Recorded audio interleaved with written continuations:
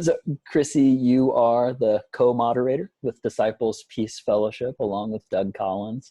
You also have been really big and involved in the work with the Fellowship of Reconciliation and the International Fellowship of Reconciliation.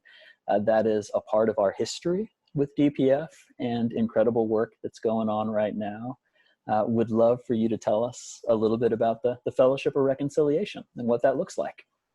Yeah, I would be happy to. The Fellowship of Reconciliation was founded more than 100 years ago, before the real start to the Great War, the war to end all wars. I think there were people of faith and conscience who came together and they said they refused to be at war even though their countries were at war. And they promised to do everything that they could to really avoid that violence, to not remain complicit in that violence. Just 20 years later, 1935, Disciples Peace Fellowship became the first denominational peace fellowship in the United States to really bring together denominationally people who were committed to the same principle of being in fellowship with each other. So being in community with each other, learning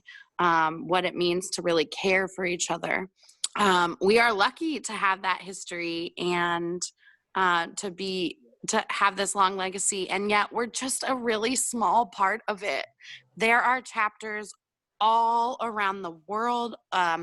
FOR USA is one of the bigger chapters, the Fellowship of Reconciliation, and part of that is because we have all these amazing peace fellowships, not just the Disciples, but the Episcopal, the Presbyterian, the Baptist, the Muslim, the Buddhist Peace Fellowship, and more Catholic Peace Fellowship, et cetera, et cetera, et cetera. Jewish Voices for Peace.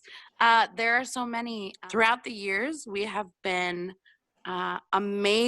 amazingly blessed to be in relationship with each other, with people like Dorothy Day and Thich Nhat Hanh and Martin Luther King and James Lawson, and just the list of ancestors just goes on and on and on. It's really, really, really inspiring. Amen. Hear, hear. The history that has formed us, the relationships that still hold us, and the work that is calling us forward. We were made for moments like the ones that we're living in right now.